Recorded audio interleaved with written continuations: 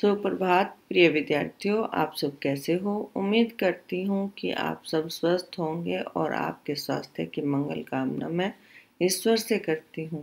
प्यारे बच्चों, आज हम इस कक्षा में हिंदी की पाठ्य पुस्तक वसंत भाग 3 के पाठ 9 कबीर की साखियाँ आज हम पढ़ेंगे। आइए कबीर दास जी के बारे में संक्षिप्त परिचय देखें। निर्गुण भक्ति धारा के कवियों में प्रमुख नाम रखने वाले कबीर का जन्म सन 1398 ईस्वी में काशी वाराणसी में हुआ था। इनका पालन पोषण निरुनिमा नामक जुलाहा दंपत्ति ने किया। अनपढ़ कबीर के गुरु रामानंद थे, जिनसे उन्होंने निर्गुण भक्ति की दीक्षा ली। उनकी मृत्यु सन 1518 ईस्वी के आसपास हुई। आइए इनकी रचनाओं के बारे में जानें। कबीर की प्रमाणिक रचना बीजक है, जिसके 3 भाग साखी, शब्द और रामायणी हैं। कुछ लोग इनकी रचनाओं का संग्रह कबीर ग्रंथावली भी मानते हैं। ये था बच्चों इनके जीवन का संक्षिप्त परिचय। अब जो इन्होंने ये साखियाँ कविता के माध्यम से हमें बताई हैं, उनको भी संक्षिप्त रूप में जानें। उनका भी सार एक बार देखिए। कबीर की साखियाँ भक्ति कालीन लोकप्रिय काव्य का सुंदर उदाहरण है, जिसमें कवि ने बड़े स्पष्ट रूप से अपने विचारों को प्रकट किया है, बताया है। इन साखियों में ज्ञान की महिमा, बाह्य आडंबरों का विरोध, मनुष्यों को संयमपूर्ण व्यवहार करने, मन का घमंड त्याग कर शालीन व्यवहार करने पर बल दिया गया है। उन्होंने आडंबरपूर्ण भक्ति पर प्रहार करते हुए कहा है कि मन को नियंत्रण में किए बिना ईश्वर की सच्ची भक्ति नहीं की जा सकती, अर्थात उनका सुमिरन नहीं किया जा सकता। तो आइए उनको अब एक एक साखी को पढ़ते हैं और उनका अर्थ समझें। सबसे पहले साखी है, जाति न पूछो साध की, पूछ लीजिए ज्ञान, मोल करो तलवार का, पड़ा रहन दो म्यान। अर्थात इसका सबसे पहले हम देखिए अर्थ देखें तो जाति जाति पाति जो जात से संबंधित है, पूछो पूछना, साध साधु या सज्जन व्यक्ति, ठीक है। ज्ञान की बातें। मोल करो का अर्थ है मोल भाव करना। तलवार का अर्थ है तलवार। रहन मीन्स रहने। और म्यान का क्या अर्थ है, इससे जिसमें तलवार रखी जाती है, वह स्थान जिसमें तलवार रखी जाती है उसे क्या कहा जाता है, म्यान। तो यहाँ पर कबीर दास जी कहते हैं कि हमें सज्जन पुरुष से उसकी जाति नहीं पूछनी चाहिए। जाति न पूछो साध की, हमें सज्जन साधु व्यक्ति से उसकी जाति नहीं पूछनी चाहिए, अपितु उसका ज्ञान देखना चाहिए। पूछ लीजिए ज्ञान, हमें उससे उसका ज्ञान पूछना चाहिए। अर्थात मनुष्य को उसकी जाति के आधार पर नहीं, उसके ज्ञान के आधार पर परखना चाहिए। क्योंकि मोल करो तलवार का, पड़ा रहन दो म्यान। क्योंकि जब हम तलवार खरीदने जाते हैं तो उस तलवार की तेज धार, उस तलवार को देखकर ही उसका मोल पूछते हैं, न कि उसका मोल, उसकी कीमत म्यान देखकर जिसमें वो रखी जाती है उसे देखकर नहीं लगाते। हाँ, जब हम तलवार खरीदने जाते हैं तो उसकी कीमत म्यान देखकर नहीं लगाते। आइए अब हम दूसरी साखी देखें और उसके अर्थ को समझें। आवत गारी एक है, उल्टत होए अनेक, कहे कबीर नहीं उल्टिए, वही एक की एक। आवत आते हुए, आवत का क्या अर्थ है? आते हुए। गारी का अर्थ है गाली। उल्टत का अर्थ होता है पलट कर। होई होती। अनेक बहुत सारी। देखिएगा, आवत गारी एक है, उल्टत हुई अनेक। यहाँ पर कबीरदास जी बताते हैं कि जब हमें कोई गाली देता है, आवत गारी एक है, कोई हमें एक गाली देता है, तब वह एक होती है।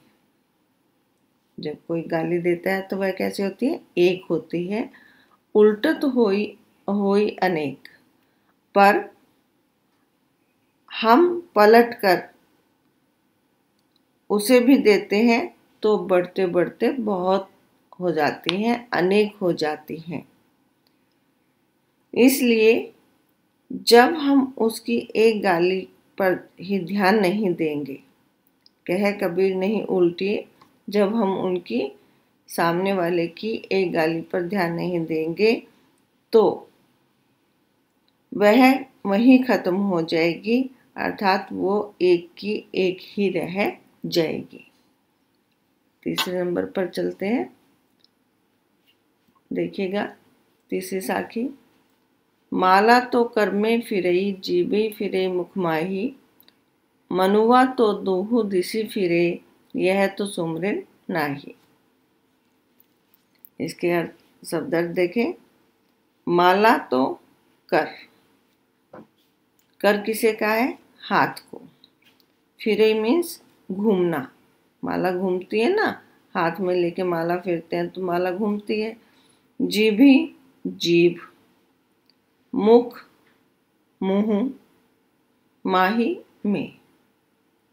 मनुआ का अर्थ है मन, दहु दसों, दिशि दिशा, तव तो, सुमिरन स्मरण करना। आइए अर्थ देखें। माला तो कर में फिरई, जीभी फिरई मुख माही, मनवा तो दहु दिशि फिरई, यह तो सुमरन नाही। यहाँ पर कबीरदास जी कहते हैं, माला को हाथ में लेकर मनुष्य मन को घुमाता है। माला तो हाथ में ले ली परंतु मन इधर उधर घूमता है। जीभ मुख के अंदर घूमती रहती है, और जीभ क्या है? मुख में घूमती रहती है, परंतु मनवा तो दहु दिशि फिरे, अर्थात मनुष्य का जो ये चंचल मन है वो दसों दिशाओं में घूमता रहता है, सभी ओर घूमता रहता है।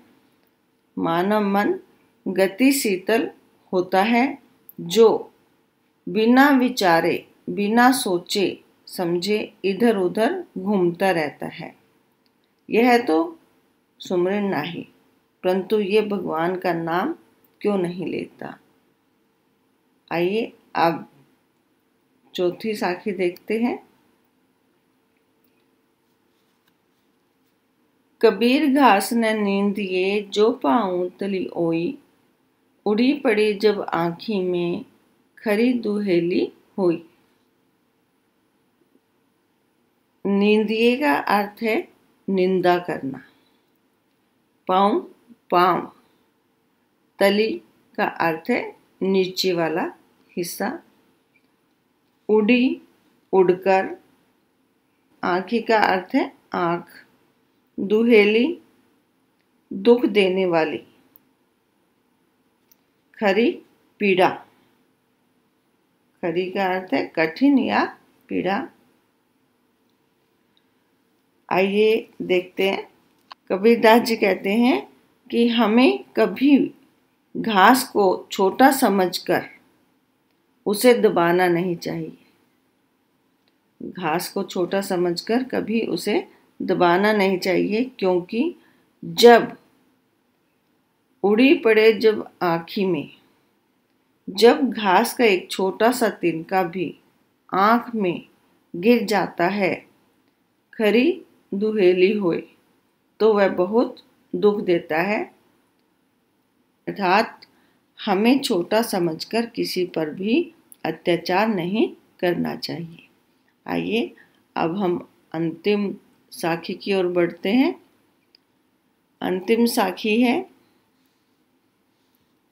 जग में बैरी कोई नहीं, जो मन शीतल होए, या आपा को डारी दे, दया करे सब होए। इसमें अर्थ देखिएगा, जग संसार, बैरी शत्रु दुश्मन, शीतल ठंडा, आपा स्वार्थ या घमंड, कोई भी। आइए अर्थ को समझे। कबीरदास जी कहते हैं, जग में बैरी कोई नहीं। मनुष्य का मन अगर शांत है, जो मन शीतल हुए, अगर मनुष्य का मन ठंडा है, शांत है, तो संसार में, जग में बैरी कोई नहीं, अर्थात संसार में कोई भी उसका शत्रु नहीं हो सकता। या आपा को डारी दे, दया करे सब कोई। यदि मनुष्य स्वार्थी या घमंड का त्याग कर दे, तो सभी दयावान बन सकते हैं। अर्थात मनुष्य को अपनी कमजोरियों को दूर करके संसार में प्रेम और दया फैलाना चाहिए।